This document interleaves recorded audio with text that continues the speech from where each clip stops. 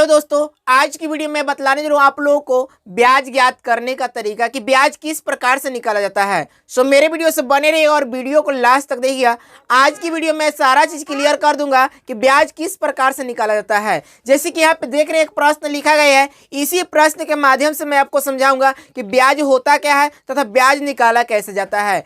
प्रश्न दिया गया है कि 1000 रुपये का 5% वार्षिक दर से 1000 रुपये का 5% वार्षिक दर से 5 वर्षों का साधारण ब्याज क्या होगा। इस प्रकार से प्रश्न दिया गया ब्याज का, और ब्याज किस प्रकार से निकाला जाए उसी चीज के बारे में बतला रहा हूँ। सबसे पहले मैं समझा रहा हूँ कि ब्याज होता क्या है तथा इसमें जो भी चीज आते हैं उसका थोड़ा सा बेसिक जानकारी में बतला दे रहा हूँ। जैसे कि इसमें क्या होता है, एक तो होता है मूलधन,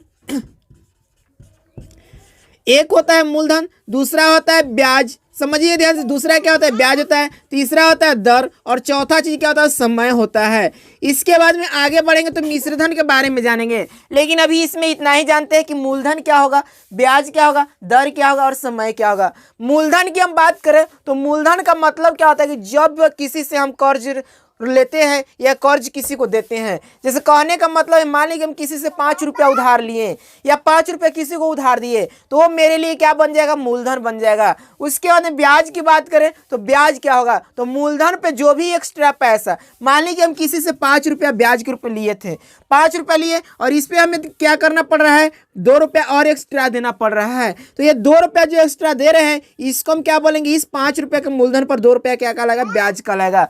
दर की हम बात करें तो दर क्या होता है, दर का मतलब जैसे हमने आपको दिए 5% के लिए कि 5% इस पे दर हम लेंगे, ठीक है, तो ये दर कहलाता है, इंटरेस्ट कहलाता है।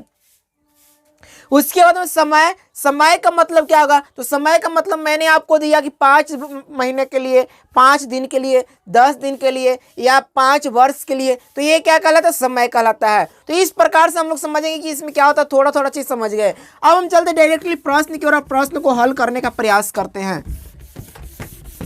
जैसे कि यहाँ प्रश्न क्या दिया गया कि 1000 रुपये का 5% वार्षिक दर से, 1000 रुपये का 5% वार्षिक दर से 5 वर्षों का साधारण ब्याज क्या होगा। तो इस वाले प्रश्न में देखिए, सबसे पहले मैं विदाउट फार्मूला के इसको हल करके बतलाऊंगा, उसके बाद फार्मूला के बेस पे मैं इसको हल करने का तरीका बतलाऊंगा। तो चलिए अब सबसे पहले समझते हैं फार्मूला पे किस प्रकार से हल किया जाता है। फार्मूला बेस पे यहाँ पे 1000 रुपया दिया गया है, 1000 रुपया इसमें क्या हो जाएगा, मूलधन हो जाएगा। यहाँ पे हम लिखेंगे मूलधन बराबर क्या हो जाएगा, 1000 रुपया, तो 1000 रुपया मूलधन बराबर लिखेंगे। उसके बाद दर की बात करें तो दर यहाँ पे कितना दिया गया, 5% दिया गया है, यानी कि इस वाले प्रश्न में दर क्या कर रहा है, 5% हो गया। इसके बाद में समय की बात करें तो 5 वर्षों के लिए कह रहा है, यानी कि इसमें समय क्या हो जाएगा, 5 वर्ष हो जाएगा। समय क्या होगा, 5 वर्ष हो गया। तो इस प्रकार से सारा चीज हमें पता चल गया। अब हम डायरेक्टली इसका फार्मूला की बात करेंगे, साधारण ब्याज का फार्मूला क्या होता है। तो साधारण ब्याज का फार्मूला होता है ब्याज बराबर, हम यहाँ पे लिख देते हैं फार्मूला को, ब्याज बराबर क्या होता है, मूलधन गुणे समय, मूलधन गुणे समय गुणे दर बटा के क्या होता है, 100 होता है। यही फार्मूला होता है, इसी पे बैठाइएगा आपका आंसर आ जाएगा, ब्याज आ जाएगा। मूलधन कितना दिया हुआ है, तो मूलधन दिया हुआ है 1000 रुपया, 1000 रुपया करेंगे, गुणे यहाँ पे दर कितना, समय दिया है 5 वर्ष या 5 करेंगे, दर कितना दिया गया है, 5% दिया है, 5% करेंगे, बाटा क्या करेंगे, 100। तो अब हम इसको क्या करते हैं, इसको अब काटते हैं, काटिएगा, यहाँ पे 1 0 से 1 0 कट जाएगा, यहाँ पे 1 0 से 1 0 कट जाएगा। अब यहाँ पे जो बच गया उसको हम आपस में गुणा करेंगे। जैसे कि बचा क्या, 10 गुणे 5 गुणे 5, 10 गुणे 5 गुणे 5 करिएगा, 5 25 250 होता है, यानी कि 250 रुपया क्या आ गया, इसका ब्याज आ गया। तो इस प्रकार से हम किसी भी प्रश्न का ब्याज ज्ञात कर लेते हैं। लेकिन अगर यदि इसको बिना फार्मूला को ज्ञात करना है तो किस प्रकार से ज्ञात करिएगा, उसी चीज को मैं बतला रहा हूँ। जैसे कि यहाँ पे बिना फार्मूला को इसको बनाना है तो क्या करेंगे, यहाँ पे दिया गया मूलधन क्या देगा, 1000 रुपया देगा, 1000 का दर कितना, 5%, यहाँ पे लिखेंगे 5%। अब यहाँ पे 1000 का 5% आपको निकालना है तो निकालिए, 1000 का 5% नहीं कि 5/100 करिएगा।